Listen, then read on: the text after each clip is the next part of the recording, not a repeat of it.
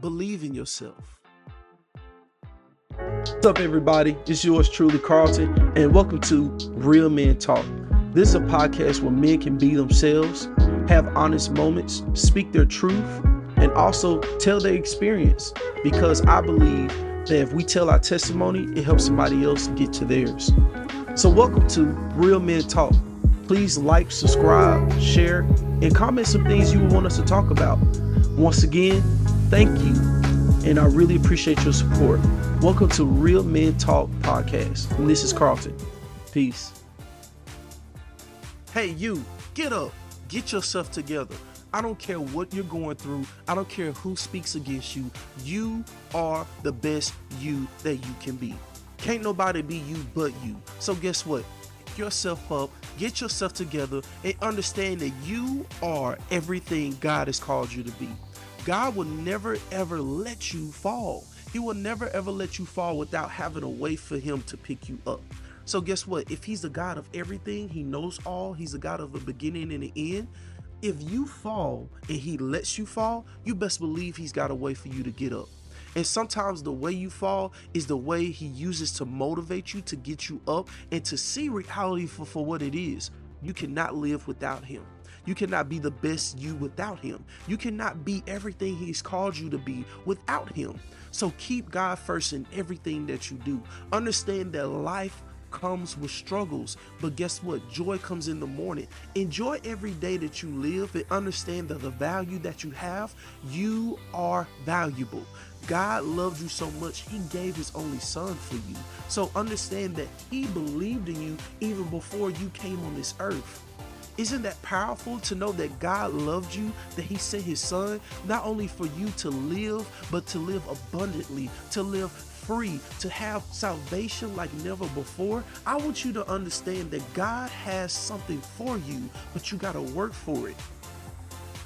The Bible says that the man shall work with the sweat of his brow. And this, because of Adam sinning, we have to work for everything that God has promised us now. But does that mean we don't have a way of understanding what to do and where to go and how to do it? No, because at the end of the day, God gave you the Holy Spirit. God gave you Jesus, and God gave you himself as a way of guidance, of love, and showing you how to prosper and be happy in the midst of being uncomfortable. I want you to be comfortable in the uncomfortable, because understand that God is on your side, and no man can close doors that God has opened for you, and no man can open doors that God has shut. Understand, when God is in your life and you give him first, he's going to move in ways that men don't understand. He's going to do things for you in a strategic, in a prophetic, in a perfect way. So you have to understand that the God that is in you is trying to work for you, but your flesh fights against it, because it says in the Bible that the spirit and the flesh fight day and night. So it's up to you to choose, what is it that I should do that is right in God's eyes. If you truly love God, you will obey him. If you obey God, I'm telling you, the doors and things he wants to do for you, it comes, but it comes with a cost, and it's called sacrifice. Understand that sacrifice is not comfortable. But guess what? Jesus made the ultimate sacrifice. He thought of you as he took the whips and lashes on his back. He thought of you as he was beat and almost stoned. He thought of you as the crown of thorns was placed on his head. He thought of you as he walked up the heavy hill with the barren cross on his back. He thought of you as he took the nails in his hands. He took the nails in his feet, and they stabbed him in his side. And he thought of you as he said, "It is finished." He thought about you. Think about that sacrifice. Think about those you would take a bullet for. Think about those you would give your life for, your loved ones, your family members. So let's think about it in the natural. Why not sacrifice for God the way he sacrificed for you? Why not give yourself to God the way he given himself for you, so that you may live and have a connection with the Father? Jesus gave his life so you can have a connection with God. So why not give yours back to him? He doesn't ask for much. He sacrificed the best. So why give him less? I want you to understand that you have the ability to change people's lives in your obedience. So be obedient and walk by faith and not by sight. Sometimes our natural eyes confuses us from moving forward. Sometimes our life stops us from moving and being great, but you have to understand the ability you have when you sacrifice and you live for God. I want you to be the best you that you can be, but I can't live for you and Jesus can't either. It's your decision, because there are two words that God gave us: free will. Free will to do whatever we want. Free will to choose wherever we want to go. Free will to love whoever we want to love. Free will to choose whoever we want to be.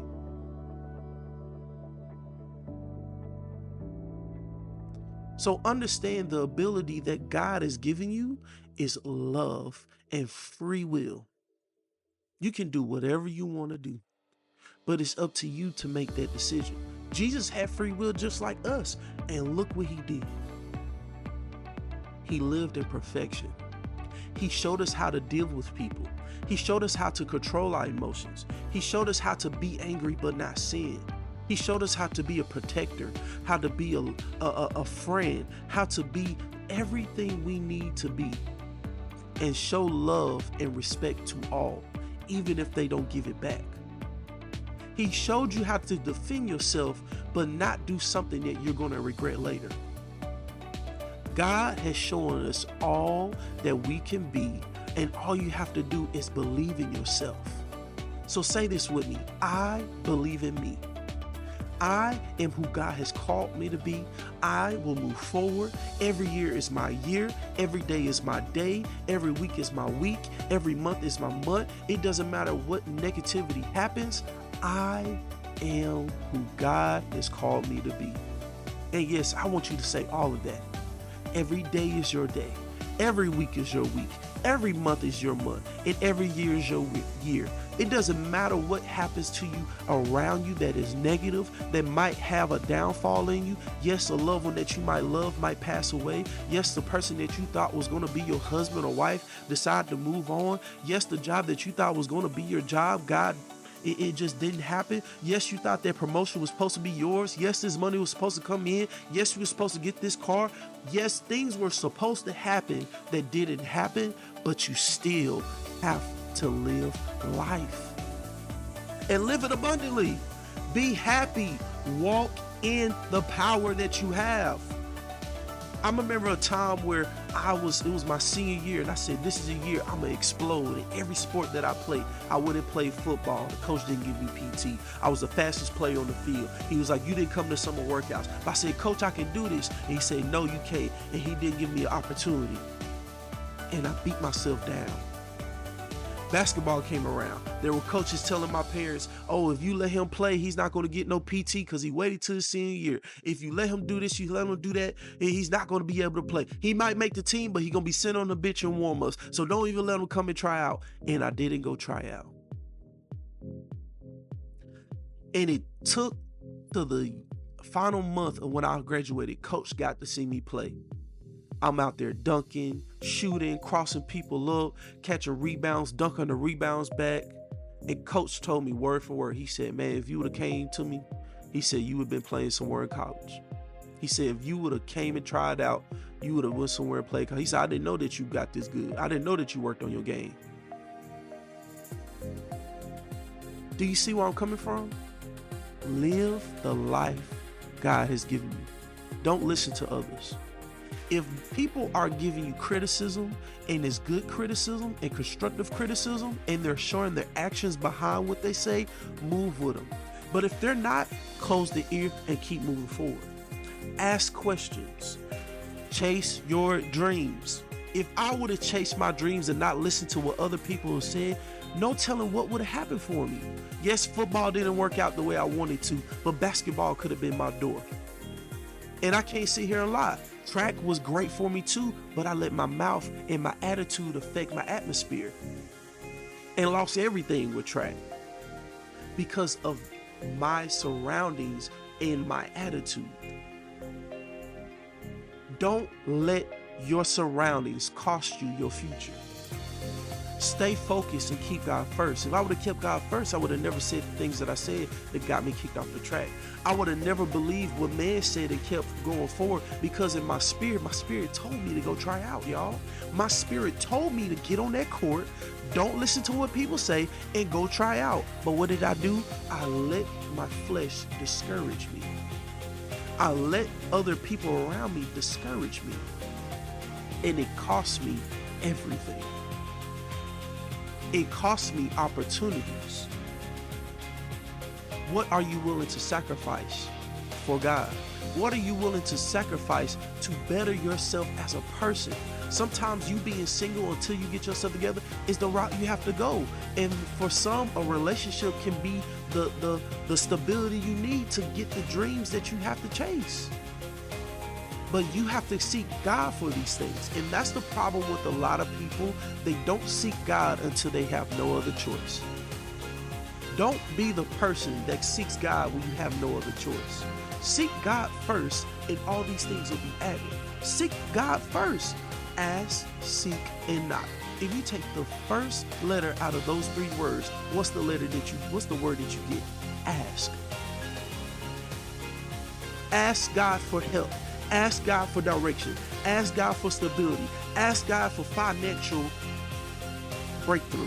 Ask God for financial stability. Ask God for a financial way of, God, what do I need to do with this money? Financial decisions. Ask God, who do I need to have in my circle? God, who do I need to have to help me? God, show me the way. God, I need your help. First, you have to ask. Then you have to seek. So after I ask, I gotta go look for it. I gotta start going and looking in the direction of where am I gonna find my answer? And then once you seek, you gotta knock on the door. I'm looking for an opportunity. My name is Carlton Draper, and this is Real Men Talk, and I just want to speak at your church. I want to speak at your sermon. I want to speak at your event. Can I do it? Hey, I was wondering, are you looking for any speakers? Hey, I was wondering, are you looking for a person to run your business? Do you need somebody that can help your business grow? Do you need a salesperson? Do you need a graphic designer? Do you need an engineer? Hey, do you need an entrepreneur? Do you need somebody to teach entrepreneurs? Hey, you need somebody to do your hair? You need somebody to cut your hair? You have to knock. But the first thing you have to do is ask. See, when you ask, you seek, and you knock, you are what I like to say, applying faith. It takes faith for you to ask a question that other people might judge you on. It takes faith for you to seek something and you don't even know what the answer is. It takes faith for you to knock on a door and you don't know who's behind it. You have to keep God first and understand everything that you're doing. God is going to move, but you have to move in obedience of what he says. Remember with Saul, he didn't listen to what God said. And what did Samuel say?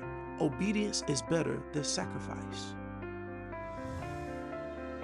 Saul sacrificed everything that God had blessed him with at the cost of him not being obedient. What are you costing yourself because of you being disobedient? Yeah, it's a urge you have in your stomach. It's a thought that you have in your head. You got chills going down your spines, and you have every feeling that's telling you you need to listen. You have every feeling inside of you that's telling you, hey, don't go that direction. You have every single sign that tells you you shouldn't do it, and we do it anyway. How many regrets that you have in life because you didn't listen to the gut? You didn't listen to the thought. You didn't listen to the feelings. Yes, I'm saying listen to the feelings, because with the feelings you hear a voice, and you have to learn how to decipher and discern the voices that's in your head.